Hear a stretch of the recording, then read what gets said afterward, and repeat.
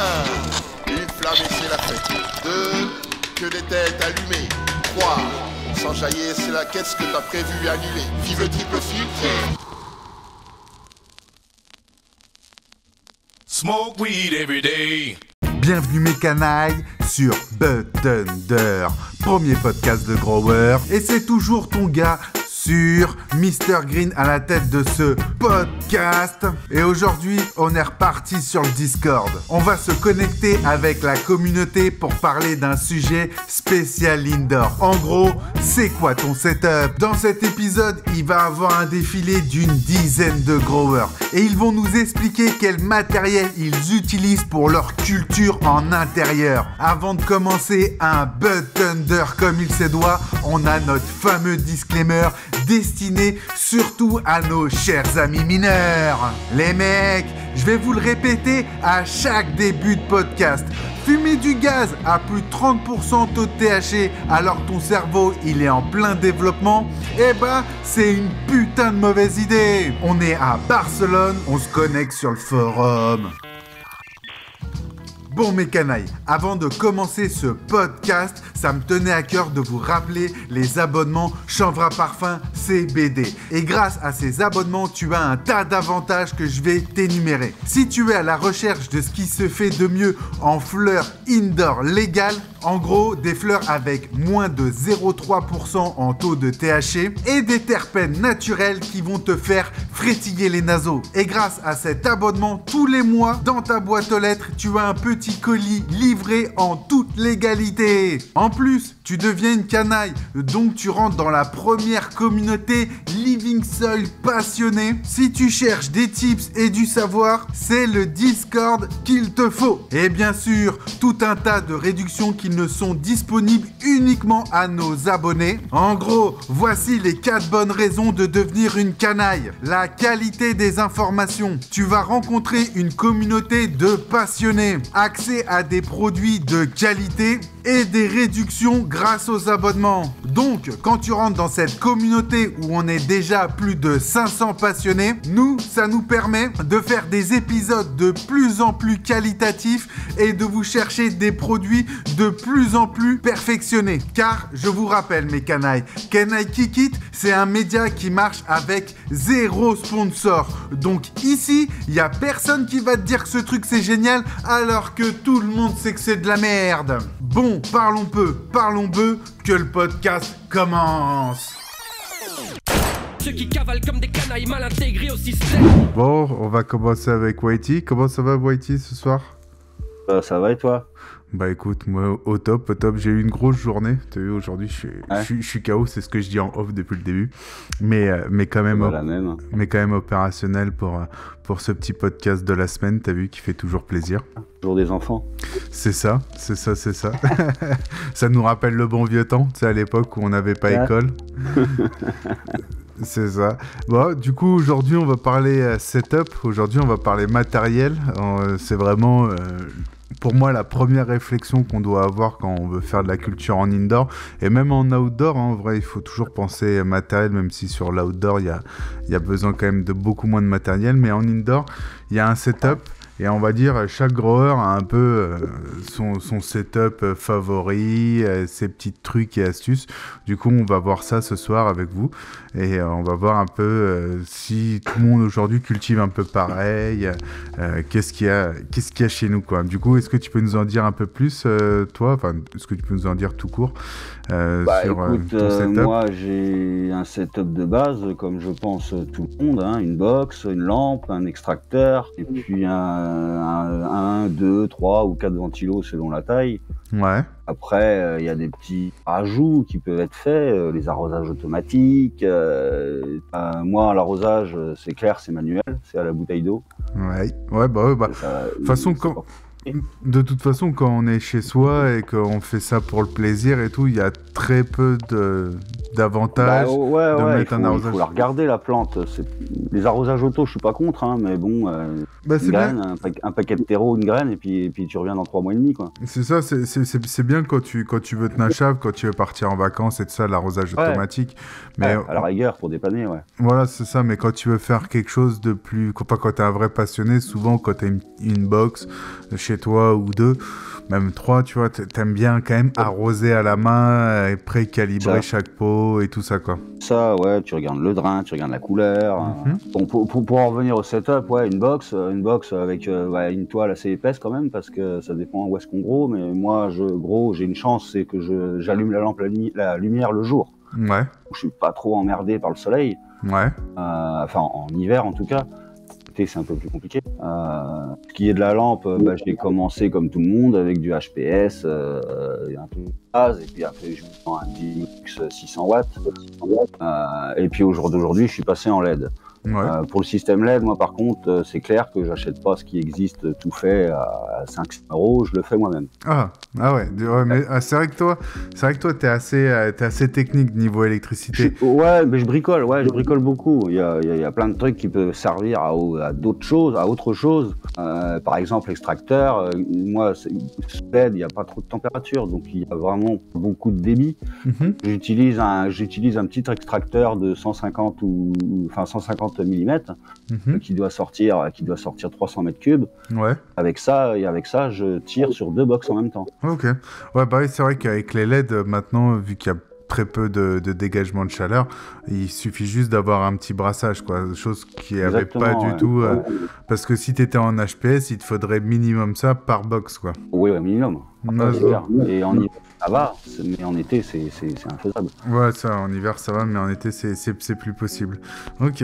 Ouais, et du coup, moi, j'aimerais juste qu'on parle un peu plus de comment tu fabriques tes LED, parce que, on va dire, tu sais, parce qu'en fait, je t'explique pourquoi. Parce que moi, à l'époque, on va dire de 2011 à 2016 ou 2016, je pense, 2015-2016, et je travaillais dans un gros shop et on était des revendeurs de LED, on faisait agro LED et tout ça. Mon patron, il avait rentré des LED et tout ça. Et en fait, on s'était rendu compte qu'on pouvait aussi les faire en achetant les pièces détachées. Ouais, tout à fait. C'est tout. Une LED, pour parler simple, c'est une lampe. Hein. C'est ça. Un plus, un moins. Il suffit de connaître quel courant mettre dessus. Ouais. Puis on fait ce qu'on veut. Ouais, c'est ça. Moi, j'achète des plaques complètes qui font 50 cm par 10 de large, et puis je les monte, j'en monte 3, 4, 5, 6, ça dépend de la taille de la box. Ouais. Et je les alimente avec un driver. Et c'est quoi? C'est du coup, tu as un espèce de transformateur que tu viens connecter à toutes tes... Parce que tu dois avoir un espèce de... Ouais, ça, un espèce de transfo pour alimenter tes... C'est le transfo qui est vendu avec un système LED standard chez n'importe quel revendeur. Ok. Sauf que moi, c'est un driver pilote de LED d'enseigne. Ok. Les tubes que tu peux fabriquer en verre, où tu passes de la LED là-dedans, et tu as un gros transfo qui alimente tout ça. Ok, cool. Et du coup, tu peux choisir chaque diode, tu peux choisir les longueurs d'onde, tu peux te faire chier. Ouais, je me prends pas la tête, je te dis, j'achète des plaques toutes faites. Il y a tout dessus, 3000, 5000, UV, IR, il y a un peu de tout, il y a du bleu, c'est des trucs qui sont assez complets, on va dire. Pas forcément les toutes dernières générations, parce que les toutes dernières génération, ça coûte encore cher. Parce que maintenant, ça se démocratise, on en revient à peu près au même prix. Faut compter fait maison. Ouais. J'arrive 30 centimes le watt. 30 centimes, ah ouais, ok. 40 centimes. 40 centimes le watt, c'est autre chose que les panneaux de 600 watts à 800 €. À 1000, ouais, 800 €. Voilà. Ouais, c'est vrai. Maintenant, c'est 800, 900 c'est sûr, €. Ils sont beaux, ceux-là. Je dis pas le contraire. Design, ils ont de la gueule, ils ont une notoriété, ils ont une garantie, ils ont tout ça, mais j'arrive à obtenir le même résultat. Donc, c'est sûr que j'ai pas de comparatif, donc je peux pas te dire si c'est mieux, moins bien, ou pareil, ou que je teste un autre chez quelqu'un et voir ce que sort. Ok. Bah ouais, non, c'est sûr. Mais après, l'avantage quand même d'acheter et de faire ces panneaux LED, c'est que si t'as le moindre bug... il faut quand même, il faut un minimum de base, il faut ça, bon, tout le monde sait visser une vis, tout le monde sait la dévisser, mais tout le monde ne sait pas souder, ou tout le monde ne sait pas utiliser un multimètre. Souder, on est quand même tous allés en technologie, en 5e et tout ça, quoi, tu vois. Oui, soudure à l'étain, il n'y a rien de plus simple, c'est comme du plastique. Ouais, c'est ça, en vrai, il faut juste acheter le matériel et puis se mettre les mains dedans, quoi, tu vois. Les mains dedans. Ok, bon bah c'est cool. Et du coup, une fois que tu as fait tout ça, avec moi ma question que je me pose du coup, c'est avec les LED et ton petit débit d'extraction, est-ce que t'as pas un problème d'odeur du coup? J'ai un filtre quand même derrière. Ouais, bien sûr, mais comme tu filtres, tu brasses moins d'air, donc tu dégages moins d'air, tu filtres un peu moins du coup, non? Il y a de la ventilation quand même. Ouais. J'ai quand même de la ventilation qui alors bon, pour l'instant elle est par le dessus, mais à mi-flot je vais la passer par en dessous. Ouais. Monter la chaleur vers le haut si tu veux en quelque sorte et l'humidité avec. Et ça c'est pareil, c'est un système que je suis en train de fabriquer qui sera intégré justement au système LED. Ce sera un bloc complet avec ventilation et éclairage. Ok. Un peu comme une hotte, hein, on va dire ça comme une cuisine. Hein. Ouais. Tu peux brancher la gaine dessus et puis basta. Yes. Et bon là c'est en cours de test, il n'y a rien d'officiel, il n'y a rien de fait. C'est des prototypes. Sans en être, hein, je suis une société. Hein. Oh bah t'as pas besoin d'être une société pour faire des prototypes. Hein. Non, il n'y a rien de compliqué, hein. C'est des ventilateurs PC type turbine, là, comme c'est portable. Ouais, les trucs rectangulaires là. Ouais, mais ça fout un bordel. Moi, je me rappelle les premières LED que nous on faisait chez AgroLED et tout ça. Il y avait ces putains de ventilateurs à l'intérieur. Il y avait 4 ventilateurs là et ça foutait un bordel, un truc de ouf. Et du coup, de bruit, tu parles? Ouais, et du coup on avait cherché et je crois que ça vaut 60 ou 80 euros. T'as ces ventilateurs insonorisés. D'accord. C'est des ventilos. Alors, c'est pas des ventilos que tu peux imaginer, tu sais, où tu vois l'hélice à travers. Là. Ok. C'est pas vraiment ça. Hein. C'est vraiment un ventilateur de PC portable. Ah, ça, je connais pas. Non, moi, je te parlais des ventilateurs, tu sais, les rectangulaires, là, les noirs, ça, c'est... ça, c'était ce qu'on avait à la base, un peu, dans les LED, là, tu sais, les premières LED qui... Il y a des années, mais il y a quelques années, c'était des simples ventilos 12 volts, un plus, un moins. Ouais. Aujourd'hui, tu arrives à les piloter, tu arrives à piloter la vitesse. Ok. Donc ça fait plus de bruit. Je peux faire tourner l'hélice à 3 tours minutes si je veux. Ok, ouais, donc là, 3 tours minutes, ça va pas faire trop de bruit, quoi. Ça fait 0 bruit. Et ça ventile que dalle. Et je peux le faire tourner, si tu veux, là, en ce moment, bah, c'est pas compliqué. C'est que j'ai un ventilateur de PC portable et au cul, j'y ai monté un régulateur de chaleur, ordinateur de gamer. Ok. Vaut 3 euros. C'est un peu cher. Et ça me régule, je le teste sur la partie pied-mère, là. Ouais. J'ai une sonde qui est au-dessus des pieds des plantes. Et bah, ça ventile, je lui ai donné un ordre. Hein. Quand il fait 22, bah, on a 100 tours minute. Et quand je prends la sonde entre mes doigts, je monte à 38. Ah, il ventile à plein. Ok. Putain, ça c'est bien ça. C'est le top. Ouais, bah, de toute façon, c'est comme ça qu'il faut cultiver de plus en plus. C'est vraiment avec des petites machines comme ça. Le souci final, c'est de pas que ça se voit. Et il faut consommer le moins possible. Oui, c'est sûr. La lampe, c'est le plus gros consommateur. Après, c'est l'extracteur le plus gros. Ouais, parce que l'extracteur, souvent, il est branché... C'est que dalle. Ouais, l'extracteur, souvent, c'est branché 24 heures sur 24 et tout ça, quoi. Plus, ouais. Bon, après, c'est pas excessif en consommation, mais bon, quand t'allumes 18 heures par jour, toujours à la même heure, 1500 watts, ou n'importe quelle quantité d'énergie, et ça se voit sur un compteur. Ouais, c'est sûr. Du coup, en plus, c'est des techniques qui te permettent de passer un peu sous les radars, quoi, du coup. Ah, sous les radars, non, mais c'est que tu peux un petit peu osciller. Je pourrais faire le même montage pour les LED. Quand il fait trop chaud, bah, je dim à 50 watts. Ah, je veux pas toucher à l'éclairage, je veux toucher à régulation de la température. Ça, c'est bien, ça. C'était Cavita, ils faisaient ça à un moment avec leurs premières... leurs HPS, tu sais, il y avait un contrôleur dessus, et quand ils voyaient qu'il faisait trop chaud, ils baissaient l'intensité de la lumière pour justement essayer de calmer un peu la chaleur de la pièce, et ça, c'est vraiment très bien, là, tous ces... J'ai même vu des systèmes domotiques.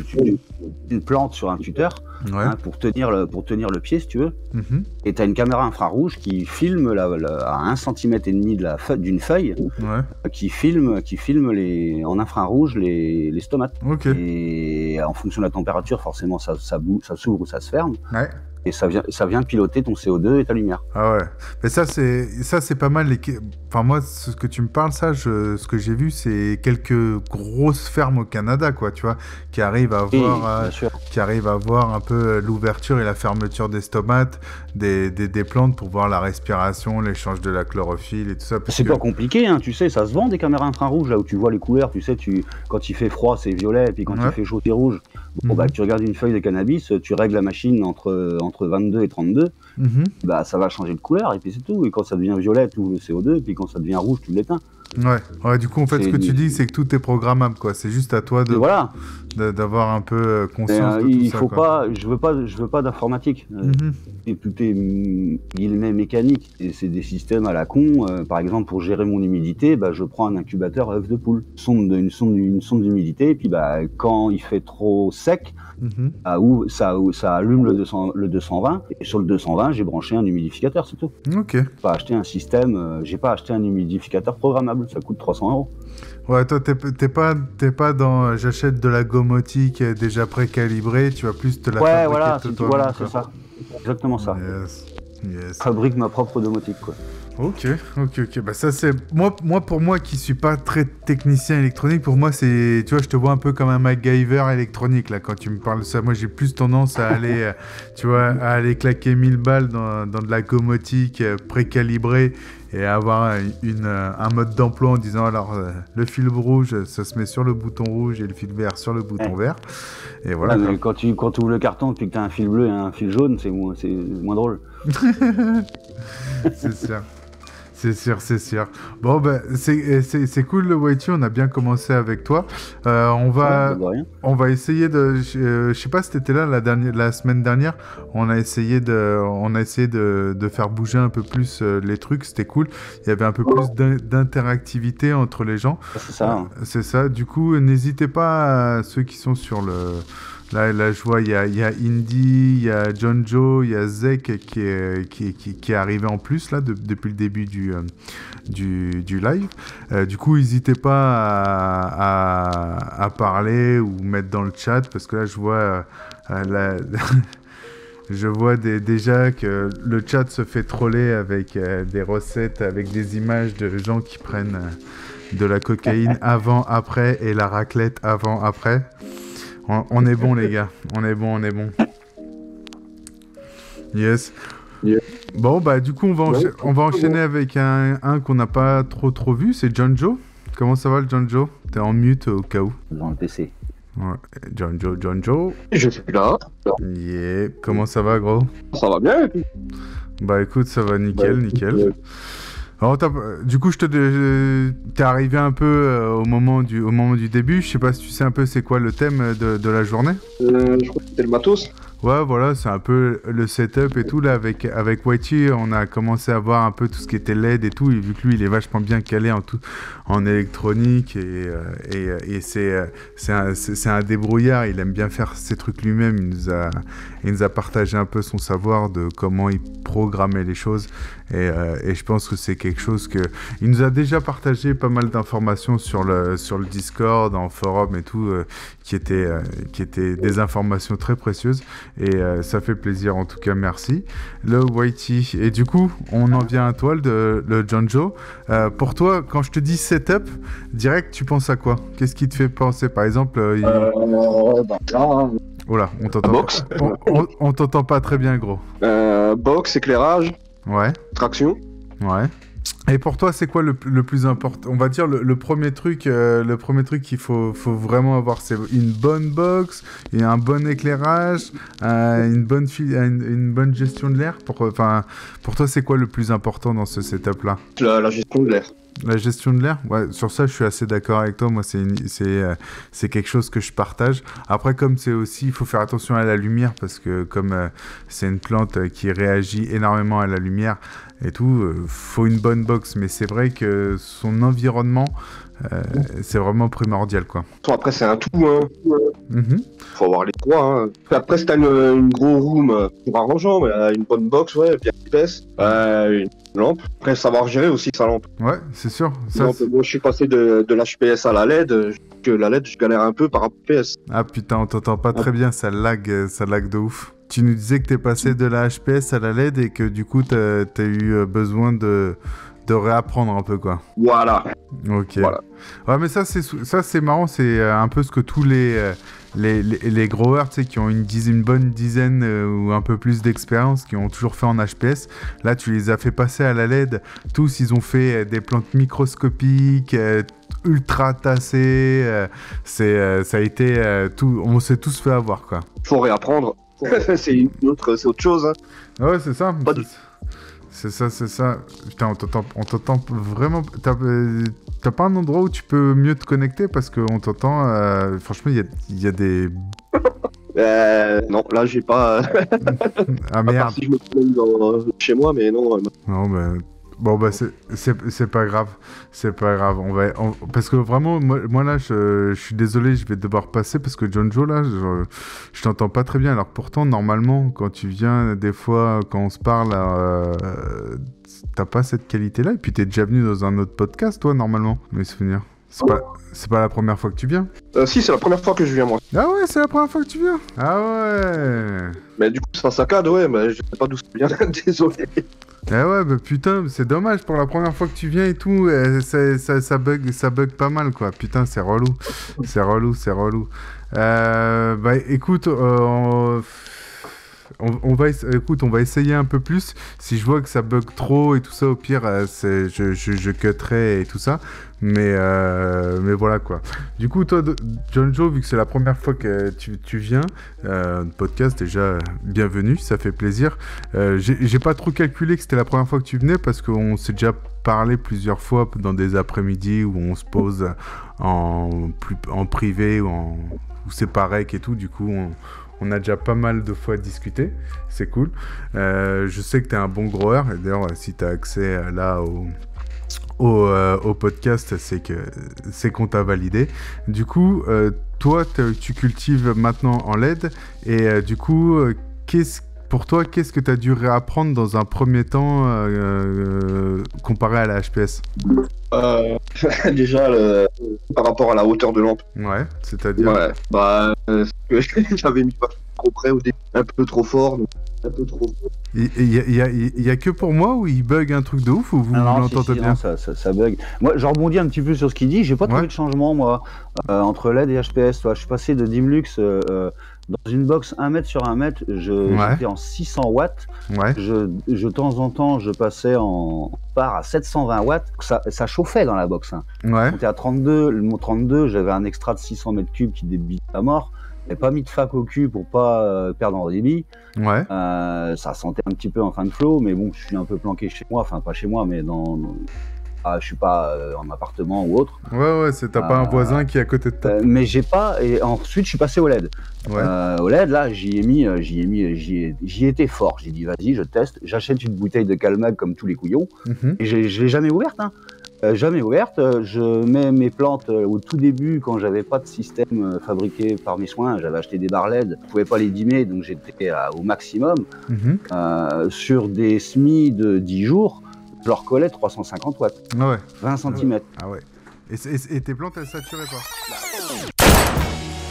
Nous voilà arrivés sur la fin du podcast gratuit disponible sur YouTube ou Spotify. Pour voir nos épisodes en entier et non censurés, il n'y a qu'une adresse, le Patreon. C'est le seul moyen que l'on a trouvé afin de garder notre totale intégrité et pas devoir faire de la pub pour des produits de merde. Nous sommes avant tout des passionnés et notre rêve c'est de développer une communauté pour voir un jour l'arrêt de la diabolisation du cannabis. Et si toi aussi tu trouves qu'en 2024, la prohibition a beaucoup trop duré, je t'invite à rejoindre la meilleure communauté de France sur le cannabis. Et pour cela, il te faut devenir une canaille. Avec un abonnement de CBD, tu rentres dans la communauté.